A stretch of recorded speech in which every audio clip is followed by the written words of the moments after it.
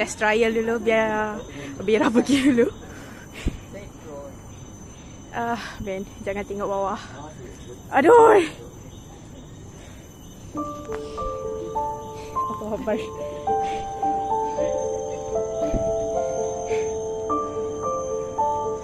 Oh, kuat. Scary dah. Jalan jangan tengok bawah.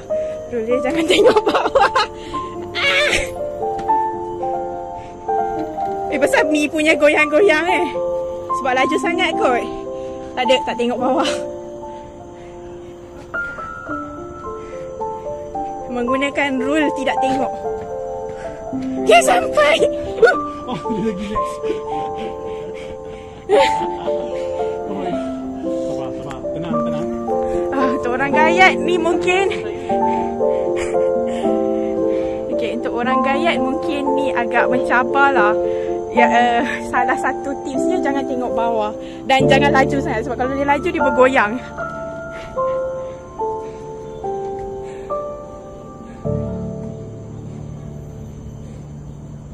Okay, biar pergi dulu.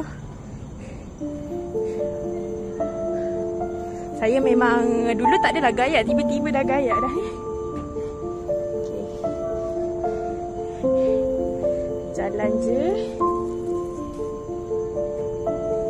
InsyaAllah tak ada apa-apa. Bismillahirrahmanirrahim. Bismillahirrahmanirrahim. Bismillahirrahmanirrahim. Kalau kau tengok kat atas tu macam lagi makin tinggi sikit.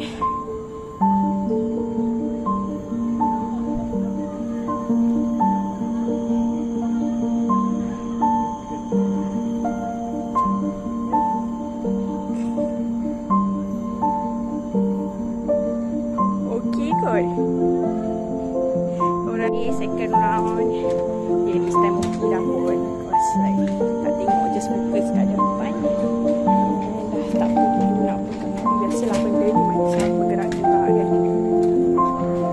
Disarankan memakai sneaker je. Alah bergeraklah pula binatang ni. Just pegang rapat-rapat. Dia macam naik jongkang-jongkik. So macam aku dah sampai next platform. So ni ada lagi tinggi lagi. Kena naik tangga. Okay, naik tangga ni slowly. Ada atas tu canopy lagi satu. Kita naik tangga.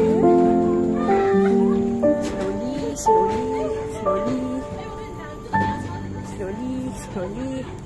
One step at a time. Okay, one step at a time. Okay, dah sampai atas dah.